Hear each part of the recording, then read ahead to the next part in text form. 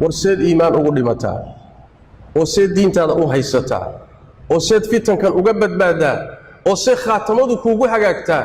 waa hamiga weyne ruuxa mu'minka ah meel walba iyo xilli walba haysta way maanta. Bismillahir Rahmanir Rahim. Alhamdulillahi Rabbil Alamin. ثم الصلاة والسلام على رسول الله أما بعد.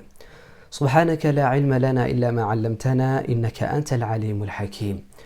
أما بعد السلام عليكم ورحمة الله تعالى وبركاته. ولا لروائد السلامي ملبض أدونك كجوكتان سيداد مقليسان أماد أركيسان أماد أجيدان علمي وعقلي حرفضي وهي أرقني مؤاد كو أركي كرتان أدونك ما أنت وحكا السعودو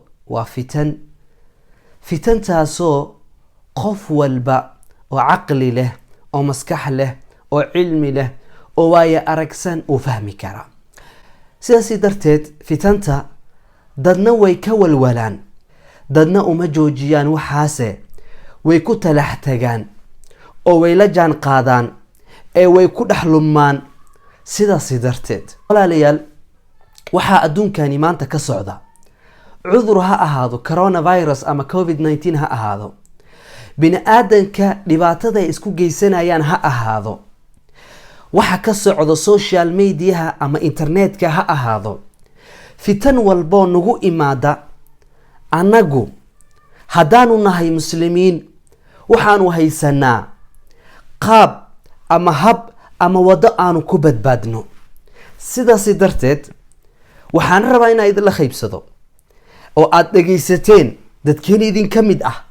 ama dadkeen yaani ku xiran khayrka iyo wanaaga hore ay u dhageysteen إن أرنكاني وكهالله الشيخ محمد عبد ومدن آخر كذا وحا أصيب ضوء النبي صلى الله عليه وسلم وكل حتونا بلايو هي مصائب آد إنكري دونتان والله يابي دونتان وقوضصون دونتان فتنة إيمان يسبب النبي صلى الله عليه وسلم ما أنت نقصونا واحد كسر تيك توك ونقصونا واحد كسر سناب شات ونقصونا واحد كسر إنستغرام ونقصونا واحد كسر فيسبوك ونقصونا واحد كسر يوتيوب ونقصونا وحول بقى إنترنت كمان وح الله سبحانه جل وعلا وقام هاد علينا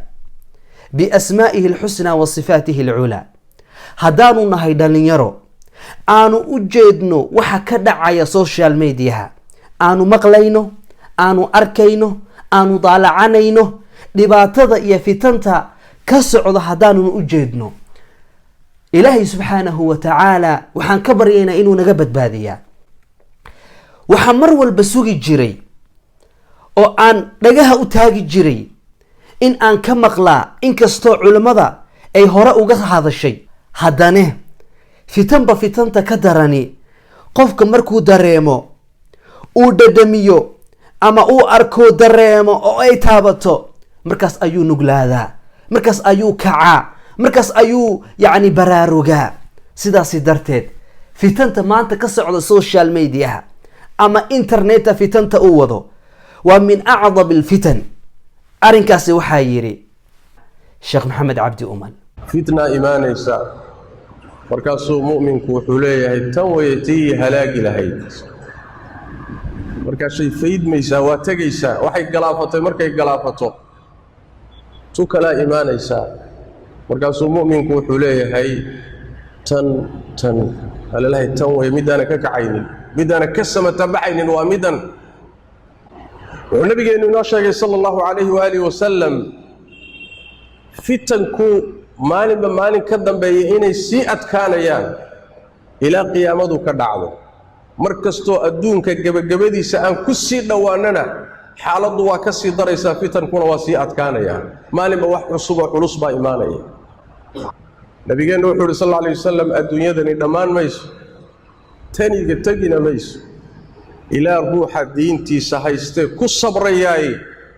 oo ka noqdo sidii ruux dhuxul dab gacanta ku hayo kale fitanku waa soo socdeen maanta ta ina haysata se wax ka daran ma jiro fitna ka weyn internet fitna ka weyn adduunka ma soo marin inta loogsooya inta la akhriyay inta quraan ka warramay inta sunnada nabiga ka warrantay inta sijilliga taariikhda la akhriyay fitna ka weyn internet ka ma soo marin adduunka laanna waxa way shabakadan waxa gacanta ku haya shayaadiinta insiga iyo jinniga gacanta ku haya wixii jaanis u waayay bini aadamka inay gaadhaan baa jaanis waxay u heleen si fudud inay guryaha galaan dhalinyarada gaadhaan wiilasha gaadhaan gabdhaha gaadhaan hooyooyinka gaadhaan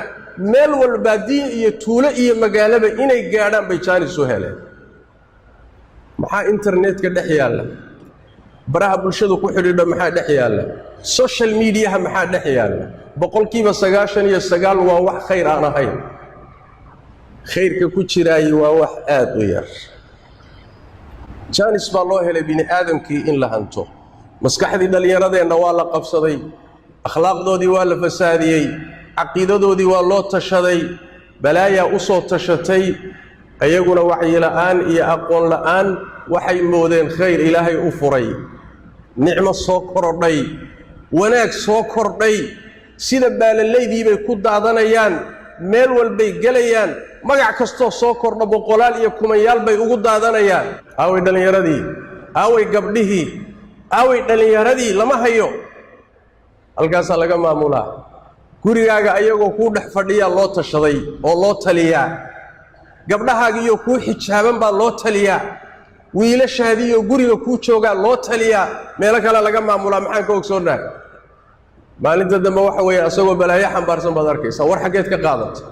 war magaalada lagama aqoonin war mujtamaca muslimka lagama aqoonin macallimiin kaluu leeyahay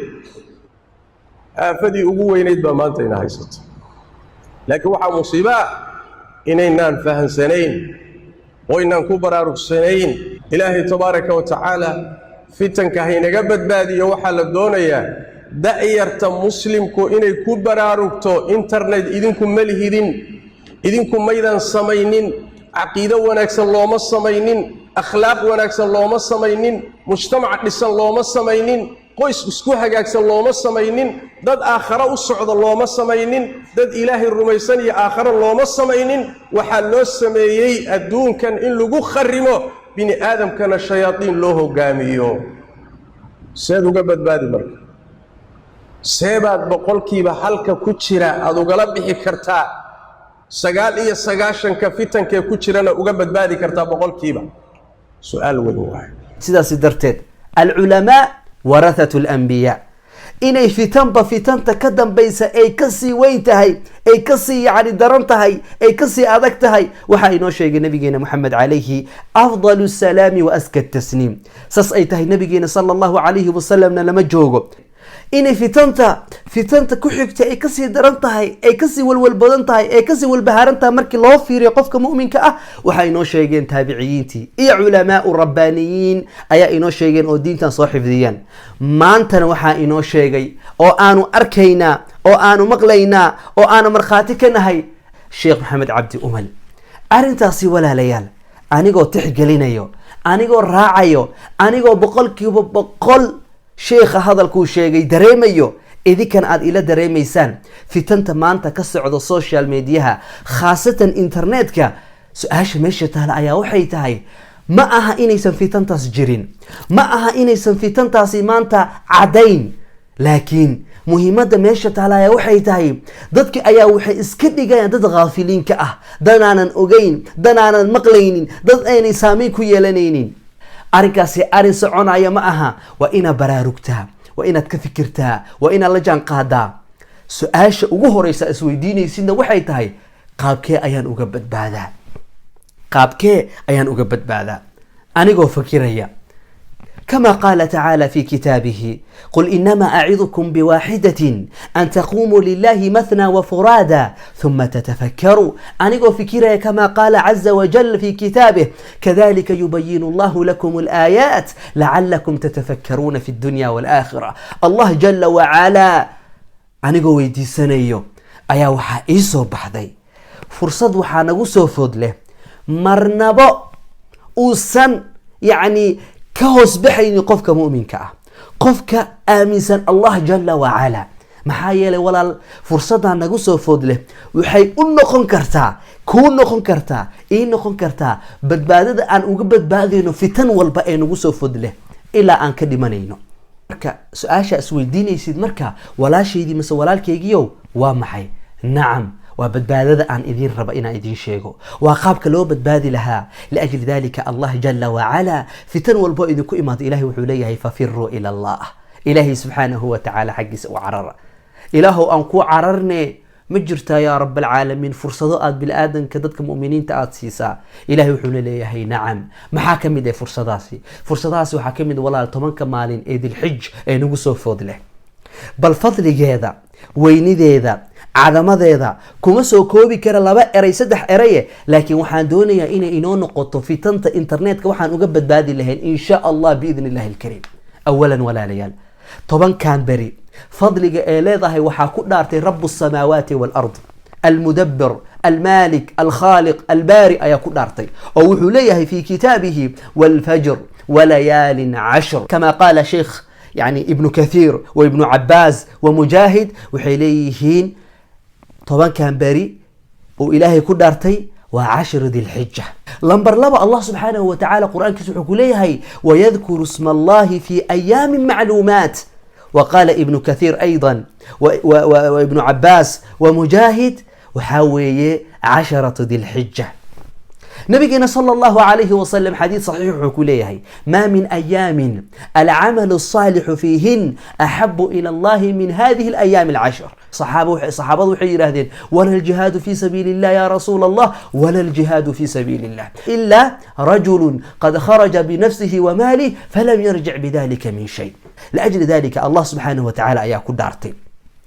إلهي سبحانه نبينا صلى الله عليه وسلم وحوليه عمل صالح ولا الصمايو طبعا كان بريد حظوظه عمل كخير بدن مجرو للنبي صلى الله عليه وسلم وأكتي الصحابة وحي أحيان ضد خير كجعل أو ضد خير أرضى إلهي بقرآن كسكويري والسابقون الأولون من المهاجرين والأنصار إلهي سبحانه وتعالى قرآن كسكويري سي خير كي وناق وقتر تمجرين. أما إلى ذلك وحي ويديا قالوا ولا الجهاد في سبيل الله جهاد في سبيل الله يا رسول الله أو إلهي درتيس لو جهاد تمو جهاد كاس يا رسول الله وإلهي عظم بديس قرآن كوشيغي ما كأجر بدنتها وحي ولا الجهاد في سبيل الله حتى جهادك في سبيل الله وكأجر بدنتها عملك لصمية طبعا كان بريء إلا رجل إلا